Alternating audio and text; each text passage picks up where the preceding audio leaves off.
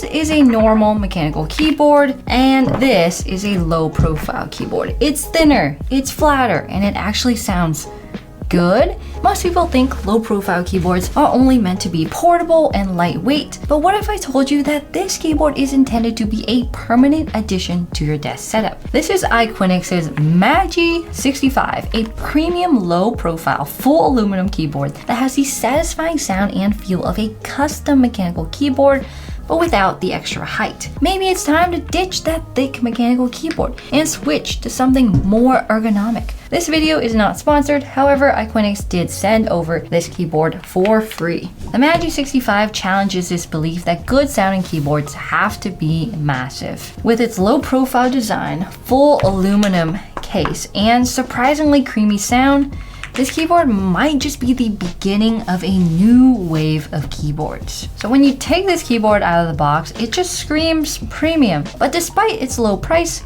there's details on the case that make it look like Iquinix actually put some real thought into this thing. And oh my gosh, it's heavy for a low profile keyboard. The build is sturdy, and you could seriously hurt your toes if you drop this. After using it for a bit over a week, I've come to really enjoy typing on this keyboard. You actually can get everything you love about mechanical keyboards without sacrificing comfort along the way. The design is thoughtful and unique. The case is made out of a heavy aluminum in an off-white colorway. They call this the ochre white, which is a bright cream color if you look it up. The CNC work makes for incredible details with its rounded edges and tiny gaps. It's a 65% keyboard, so no function row, and it has all of the arrow keys and 4 nav cluster keys. So these are remappable, which we'll talk about later. This is the Pro version that includes the extra console on the right side. The regular version just looks like this with the right side chopped off. So the roller knob is textured and tactile. Satisfying. There's a thin light bar here for some added splash of color. Unfortunately, I didn't find a way to turn this off or change its effect. Underneath, there's an X pad for 4 additional buttons. These feel like mouse clicks, and the X has some give to move.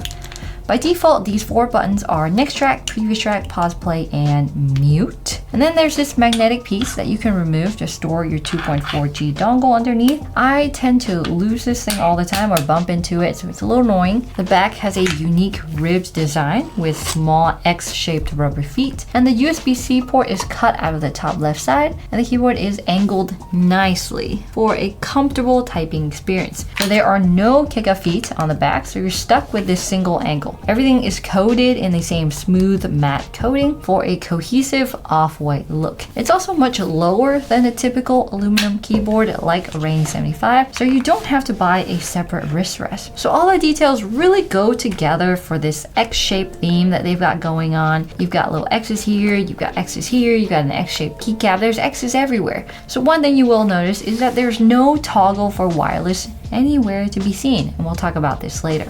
Inside the box, there are a couple of nice accessories which you might not expect at this $119 price point. They have a manual that basically has everything in one page. It's easy to understand. It tells you how to connect, how to switch between Windows and Mac, and how to change your backlight settings. You also get a coiled braided cable, either in black or white, depending on the colored keyboard you get. It's a nice touch, but coiled cables look awkward in most desk setups. Now, if Iquinix intended their keyboard to be a portable one, they would have simply included a charging cable, not a full-blown coiled cable with an aviator. There's also some Windows keycaps here that you can replace your Mac keycaps with, and some accent keycaps, which I'm already using. The most impressive addition is this, a full aluminum novelty key with an X on it. Very nice, I like that. So the keycap and switch puller is heavy duty, and it's great for tinkering with your keyboard. There's also a 2.4 gigahertz dongle with USB-C to USB-A adapter, so you can move your dongle closer to your keyboard for a better connection. When you buy the Magi65, there are 2 options, the standard one, $419, and a Pro version, $439, with the extra edition on the right side. This includes the scroll wheel, the media keys, and a place to put your dongle. Unfortunately, this add-on is a permanent permanent addition to your case and isn't removable. There's two color options, ochre white or black. The Pro adds on about 2 inches to the right of your keyboard, which makes it a similar width to a TKL without the extra keys. The standard edition is more affordable, it makes more sense, it's lighter, it's more portable, and it gives you more desk space. Where the Pro edition, if you like the extra stuff and you want it to be a permanent desk accessory, go for it. No matter, both are too heavy to chuck in your backpack along with other tech. Also, did I mention this thing is bouncy? Yeah, the gasket mount, it actually has one on a low profile keyboard. So Iquinix calls this the lettre mount, like they're French. There's 4 support columns throughout that have silicone rings on them that let the PCB end plate move more freely. Now it's not the same as a typical gasket mount with silicone or pour-on strips around the frame, and in a way, this is sort of more satisfying. It feels even throughout, especially as you're typing. It has an FR4 plate, which looks very unique with its shiny accents. It feels more premium and custom than typical polycarbonate plates, although FR4 is a slightly stiffer material, but still offers some sound absorption. The stabilizers are nice sounding with no rattle whatsoever. The spacebar is also nice and quiet alongside the other creamy keys. What makes this keyboard seriously stand apart is the sound. Most keyboards nowadays are loud, clacky, poppy, and after a while you get sick and tired of hearing it all day long. The Magi65 is deeper and more tolerable for a longer period of time. It's like listening to Taylor Swift all day versus lo-fi beats. One can be a little distracting where the other helps you focus on your work. If you're into a completely wire-free setup, then combining the Magi65 with an MX Master 3 or a Logitech G Pro Superlight looks stunningly simple and clean on a desk mat, although the colors are just a tad bit off because it's an off-white. The keycaps are flat. Oops, that happens all the time. The keycaps are flat and even throughout. This is a uniform profile where every keycap is the same as the next. Even between rows, the height is exactly the same. They're made of a high quality PBT material with an extra anti-oil coating for more durability over time. The die sub legends are clean, large, and easy to read. Now there's even Mac sub legends on the number row, as well as a few extra unique keys on the modifier keycaps. So no matter which color you get, it's still easy to use your keys despite not having shine through keycaps, even if you're using it at night in the dark. The light from the monitor is enough to illuminate your keys enough, but dark mode is not enough. So you might want some RGB. So if you do want RGB, I would recommend getting the black version. The white version bleeds the colors through the keycaps and it looks unsightly. It has north-facing LEDs. However, this doesn't matter much on a low-profile keyboard with uniform keycaps with non-shine through keycaps anyways. As for switch options, you only get one. Gold red. This is a linear switch with a see-through top for backlight. It's pre-lubed and it has a creamy deep sound profile. It's lightweight with 45 grams actuation, and this is super comfortable for going for long work sessions. Unfortunately, there's no tactile or silent option, but if you do want those, this keyboard is hot swappable and you can buy those from another company and then replace your switches. The PCB and plate is compatible with low-free switches, which costs $50 for a full pack of 90 switches on Amazon. They currently don't stock the new low-free silent switches. We'll be taking a look inside the case, which is actually really easy to take apart. There's 4 screws underneath the keycaps, and underneath those are X's all over the FR4 plate for some extra pizzazz with vertical flex cuts between every key. This adds to the flexibility when you're typing. It also has some sound dampening material underneath the spacebar to prevent hollowness. The bottom case has 2 ribbon cables, one to the data board, another to the battery, which is housed inside the bottom case. This is nice. Usually batteries stick out like a sore thumb once you open the case. It's easy to take apart and you can mod it and play with the foam if you want to. There's several layers of foam to improve the sound of your keyboard. The bottom case has a thin layer of IXPE, and there's a layer of pour-on foam underneath the PCB, and then between the plate and the PCB are 3 layers. A thin PET film sheet, an IXPE sheet, and some CR plate foam, which resembles neoprene. So for so much foam, the keyboard surprisingly has a lot of flex.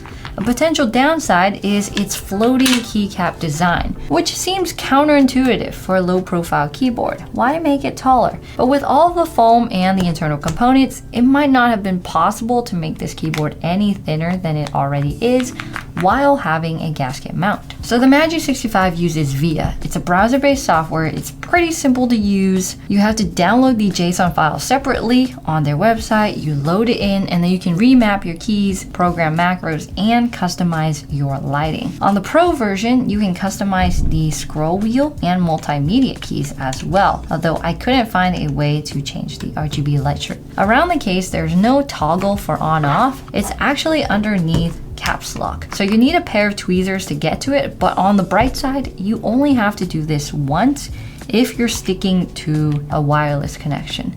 Afterwards, you can hold FN and escape to turn on and off your keyboard.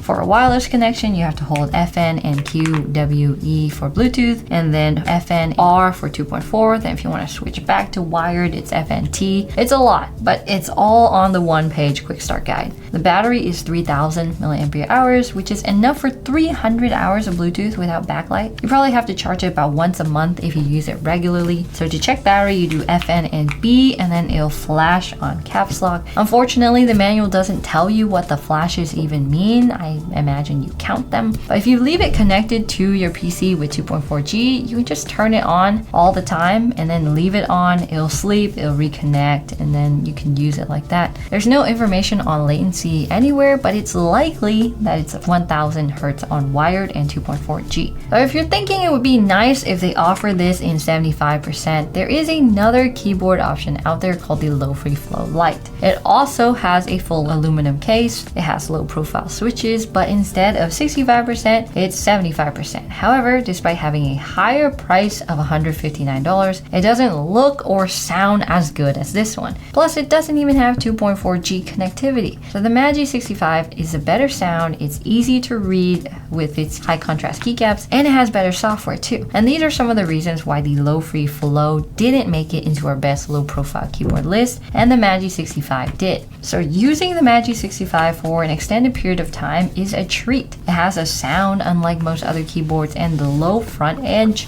makes it comfortable to type too, especially if you're the type that rests your wrists on the table while typing. Low profiles are starting to show their true colors, that they can be just as customizable and premium as regular mechanical keyboards. They're not just meant to be portable and lightweight and you chuck it in your backpack. So I hope to see more low profile switch options and premium low profile keyboards pop up in the future, especially this year. So here's what the Magi65 sounds like. Enjoy its creaminess and deep thok.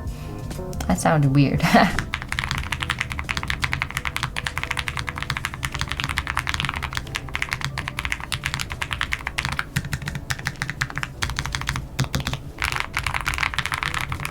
If you struggle to find a mechanical keyboard that's both satisfying and comfortable, the Magi65 might be it. See how it stacks up against other low-profile keyboards in this video.